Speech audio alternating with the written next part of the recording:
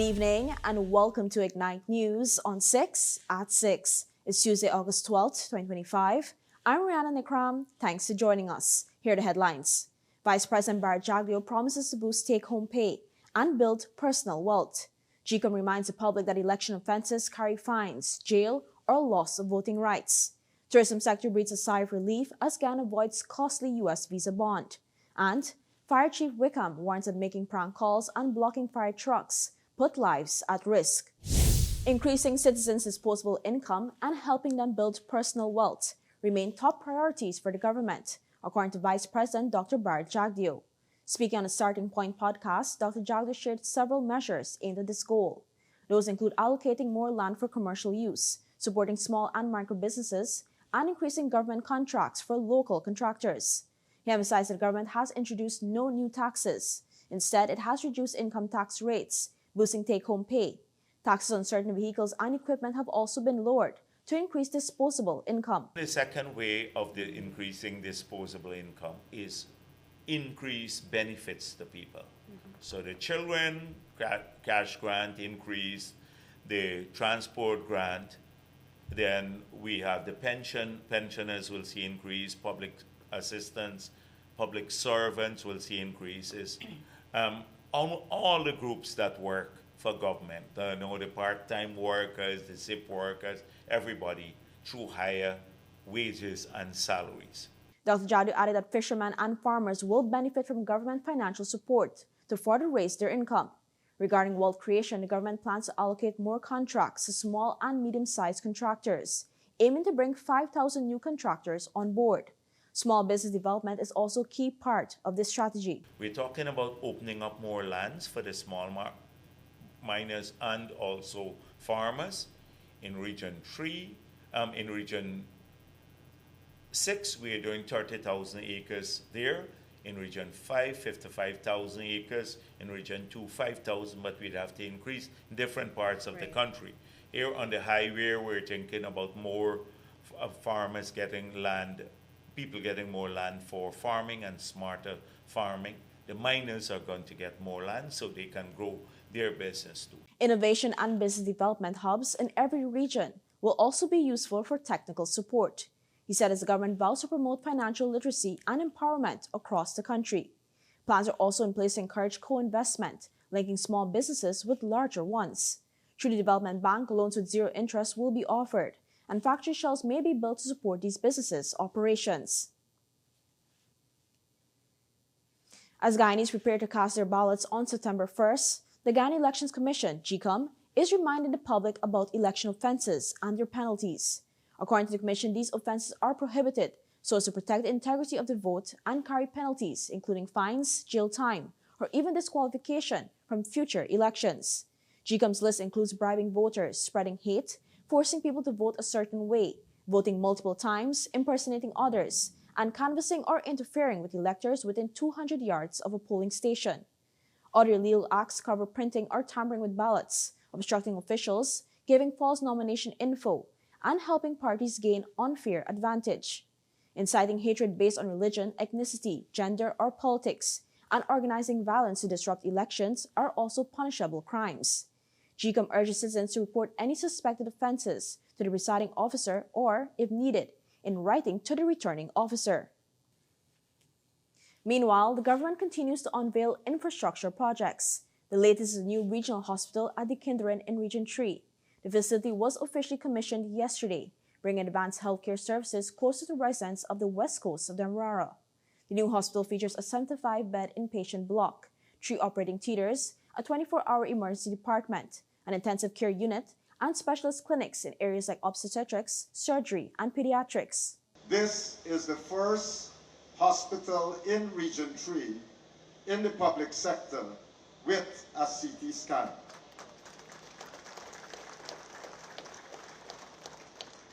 You would also have a 24-hour pharmacy and a 24-hour laboratory services. This hospital also features 3 well-equipped operating theaters. And I want to pause there. 3 well-equipped operating theaters. The facility also boasts modern amenities like an on-site oxygen generation plant, and fully equipped neonatal intensive care, designed to reduce the need for patients to travel to Georgetown for specialist treatment. We are not just opening the door to a hospital. We are opening the doors to a healthier future, a more resilient Guyana, and a shared vision fulfilled for all our peoples. Officials say the hospital will enhance emergency response times and improve overall access to quality care, marking a major milestone in the government's push to decentralize health services across Guyana. Another large infrastructure project which will benefit Region 3 is nearing completion. According to Minister of Public Works Bishop Juan Edgil, the last slab of concrete connecting the new $262 million Demerara River Bridge will be laid on August 25th. Between August 15th and 17th, the final 8 girders will be installed as cable testing takes place. The minister maintains that despite weather and logistical challenges, the bridge is on track for completion by the end of August. He dismissed concerns about load capacity, noting each girder weighs 160 tons, and cranes used on site weigh about 470 tons, far exceeding the average 40-ton weight of a fully loaded truck. Edgil urged critics not to undermine public confidence, emphasizing every section meets international standards. Designed to last 100 years, the toll-free bridge will operate 24/7, supporting all vehicle sizes and speeds up to 80 kilometers per hour. It will also feature the Sikh Crown of Honor emblem. It is expected that the bridge will benefit more than 50,000 commuters daily, with annual savings of $3.5 billion from improved travel. When we return, Guyana stays off the U.S. visa bond list. New schools and meals boost education in Region 1. And the fire chief warns about prank calls and blocked fire trucks. We'll be right back with more Ignite News after the break. Fuel it up and drive, Super 95. Tune up. Fuel it up and drive, Super 95. Tune up. Protect your fuel system, boy. High mileage and performance, boy. Guy Oil's Super 95 gasoline gives you more reasons to drive and is available at 56 service stations nationwide. For affordable price, high performance, and high mileage, choose Guy Oil's Super 95 gasoline. Fuel it up and drive. Welcome back. The tourism and business sectors welcome news that Guyana remains off the U.S. visa bond list. The tourism and business sectors have welcomed the United States' decision not to include Guyana on its visa travel bond list. The bond requires nationals from certain countries to pay up to US $15,000 when applying for temporary visas to ensure they follow visa rules. U.S. Ambassador to Guyana Nicole Thoreau told media this week that Guyana's overstay rate is low and not as problematic as some other countries, so it is not on the list.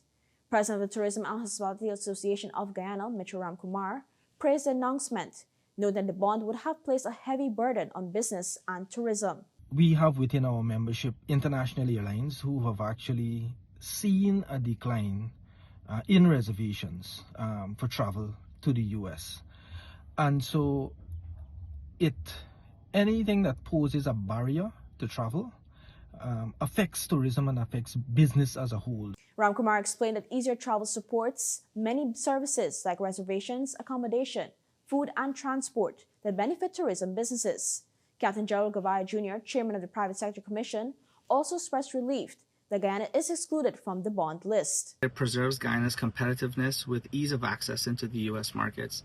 It safeguards our investor confidence and really facilitates our people, our Guyanese people, from traveling to the U.S. for business, tourism, or visiting family. Gavaya Jr. highlighted the strong relationship between Guyana and the U.S. and looks forward to further growth with U.S. partners. Regarding a new U.S. $250 visa integrity fee taking effect October 1st, it is unclear whether Guyanese will have to pay this fee upon entry for non-immigrant visas. The fee will be reimbursed for those who follow visa rules. Secondary education in Region 1 is undergoing a transformation, with new schools, upgraded dormitories, and enhanced nutrition programs supporting students across remote communities. This push builds on years of national efforts under programs like Hinterland Education Improvement, which aim to close the resource gap between hinterland and coastland schools through better infrastructure, trained teachers, and school feeding programs. It was my dream that every child should be able to attend a secondary school, a proper secondary school. There's always been the challenge of children coming from as far as Warramuri to come to school right over there. So they would have had to travel all the distance from this river just to get to school or walk the road, which would take about 4 hours maybe, 4 to 5 hours to get to this school.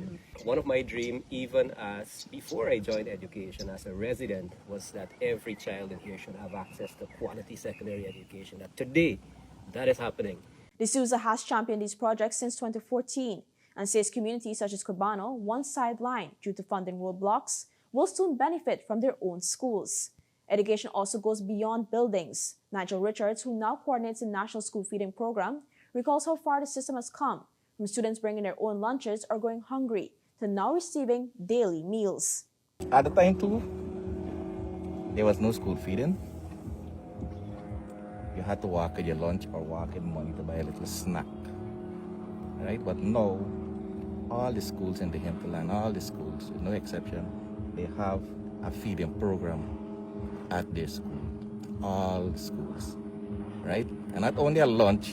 Last year, June, we introduced a kind of breakfast program. The ministry says this combined approach of modern facilities, close to home secondary schools, and reliable school meals is key to boosting attendance, improving academic outcomes, and ensuring equitable education access for all hinterland children.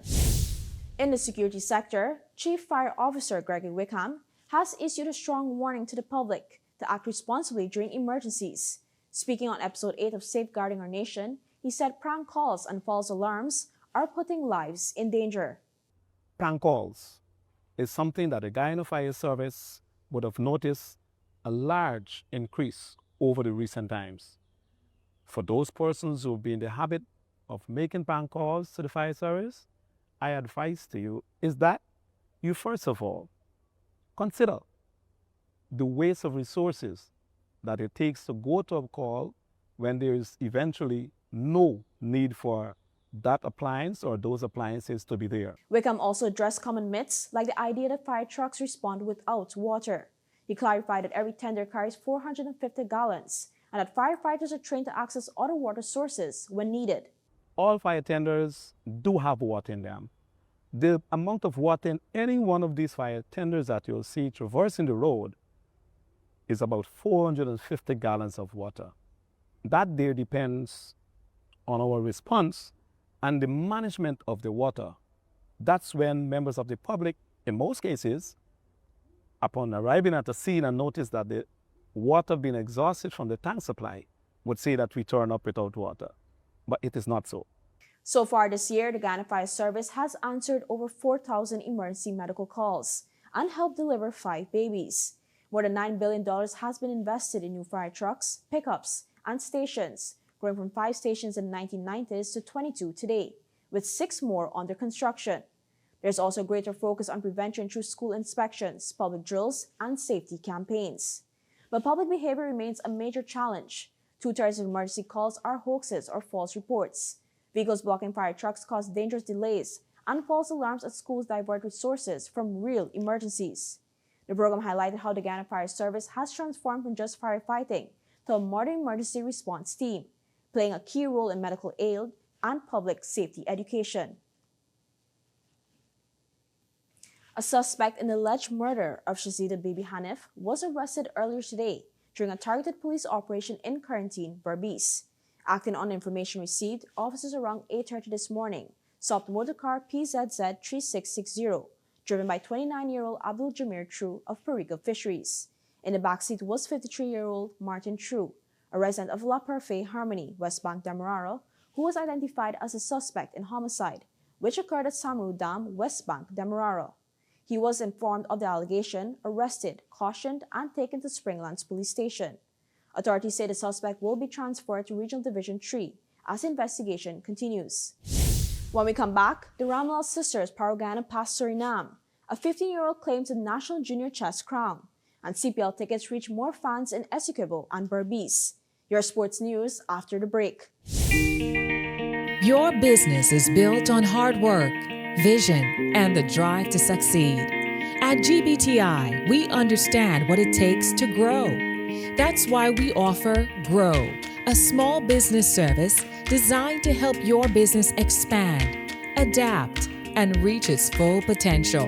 From new opportunities to new milestones, We're here to support you every step of the way.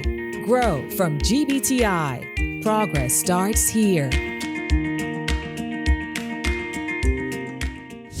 You're watching Ignite News on 6 at 6. Thanks for staying with us. We move now to the basketball court, where the Ramlal sisters lit up the scoreboard in Ghana's big win over Suriname. The Ramlal sisters and Cassidy Wolford combined for a massive 73 points, powering Ghana to a 91-72 win over Suriname in the Georgian Women's Classic at the Cliff Anderson Sports Hall. The game, backed by the government of Ghana, Ad Nation, and Creative Titans, marked the long-awaited return of senior women's international basketball to local courts. 16-year-old Misha Ramlal lit up the scoreboard with a game-high 31 points. Her twin Ashna added 20, while Wolford chipped in 12, and Arshia Ramlal ran the offense with 11 points and key assists. Ghana came out firing up 20-10 after the first quarter and 51-33 at halftime. By the third, they led 73-55, sealing the win well before the final buzzer. For Suriname, Miravala America led with 20 points, but they couldn't match Ghana's firepower on the night. 15-year-old Kyle Couchman is the new national junior chess champion, claiming the 2025 Rogue Salon and Spa sponsored title at the School of the Nations.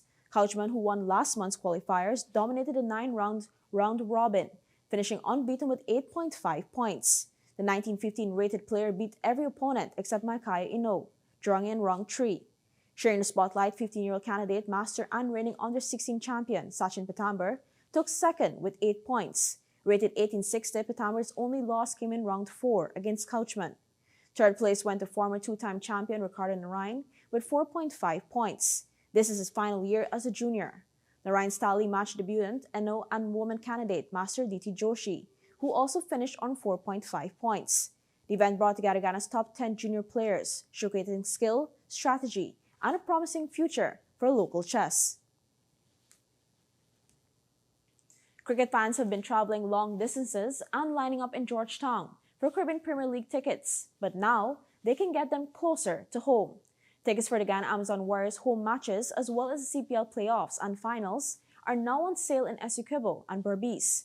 In Essequibo, fans can buy tickets at GNP Jacobin and Sun Supermarket in Anna Regina, open Monday to Saturday, 8:30 a.m. to 7 p.m. In Berbice, they're available at Spready's in Port Morant, open Monday to Saturday, 8 a.m. to 7 p.m.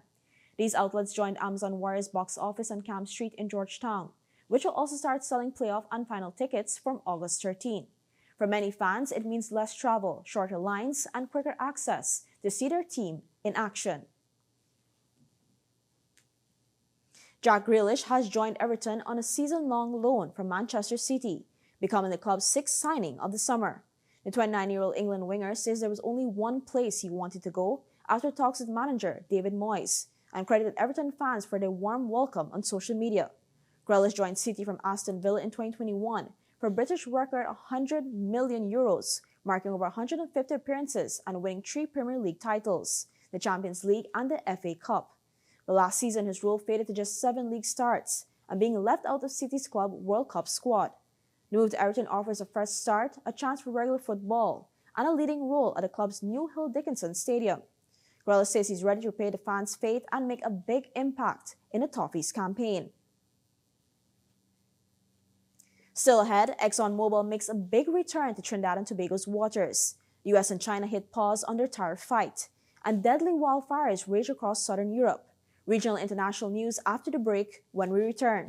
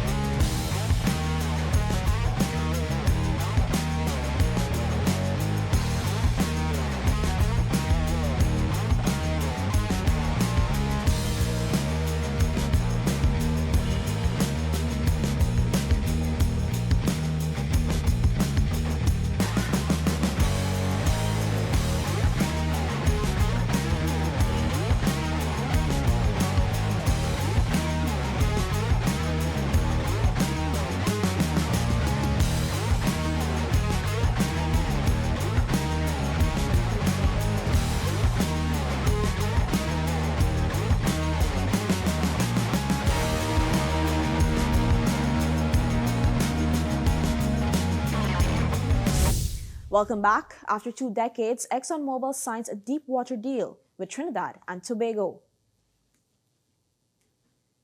Prime Minister Kamla Prasad Besesar has signed a production sharing contract with ExxonMobil Trinidad and Tobago Deepwater Limited, marking the company's return to the country's waters after more than 20 years. The signing ceremony, hosted by the Ministry of Energy and Energy Industries, was held at the Prime Minister's residence and diplomatic center in Port of Spain. Speaking at a Monday night forum in Cova, Prasad Besesar said it is ExxonMobil's first re-entry since 2003. That's about 22 years ago for the first time. ExxonMobil is coming back to Trinidad and Tobago. We agreed on a prudent phase plan to explore a newly defined ultra-deepwater area known as UD1, ultra-deepwater 1, 7 blocks off the east coast of Trinidad, 2,000 to 3,000 meters deep water. USD1 sits northwest of Guyana's Starbrook block. In plain terms, this represents a significant new frontier that can supply our energy and petrochemical plants, create good jobs, embrace and enhance our foreign exchange reserves. The initial phase will see ExxonMobil invest $42.5 million, with development costs estimated between $16.4 billion and $21.7 billion if commercial hydrocarbons are found. The Prime Minister says the deal signals renewed investor confidence in Trinidad and Tobago. In international news, the U.S. and China have extended a trade truce for another 90 days, just hours before new tariffs were set to kick in. On Monday, President Trump signed an order keeping U.S. tariffs on Chinese imports at 30% until November 10th. Beijing matched the move, holding its 10% levy on American goods. Both sides had threatened triple-digit tariffs early this year, but were scaling back after talks in Geneva. The White House says extension gives time to address trade imbalances, market access, and national security concerns. China's embassy in Washington called for win-win cooperation and urged the U.S. to lift what it calls unreasonable restrictions, especially in technology and semiconductors. Trade tensions remain high, with U.S. imports of Chinese goods down nearly 50% in June compared to last year, and exports to China also sharply lower. The two countries are still far apart on issues from rare earths to TikTok's ownership, but for now, the tariff fight is on hold. Finally this evening, firefighters are battling dozens of wildfires across Spain, Portugal, Greece, Turkey, and the Balkans, as a fierce heat wave pushes temperatures above 40 degrees Celsius. Scientists warn climate change is making Mediterranean summers hotter and drier, with blaze growing more intense each year. In Spain, 2 men died, one near Madrid and another in Catalonia, while flames destroyed homes and forced thousands to evacuate. Portugal is fighting 3 major fires, including one in Villarreal, that's been burning for 10 days. In Montenegro, an army soldier was killed when a water tanker overturned. Greece has evacuated villages and hotels on several islands. And in Turkey, a massive blaze in Çanakkale has been raging for 2 days. Multiple countries have issued heat alerts, with some regions hitting 44 degrees. Help is coming under the EU's Civil Protection Mechanism, with Austria, Slovenia, Italy, Serbia, and Croatia sending aircraft and crews to assist. Officials warn that without cooler weather and rain, the danger will remain high, and for many, the losses are not just homes, but memories that can never be replaced. And that's all for this edition of Ignite News on 6 at 6. For more stories, visit ignitenews.com or follow us on social media. Thanks for watching. I'm Rihanna Nikram. See you tomorrow for more Ignite News.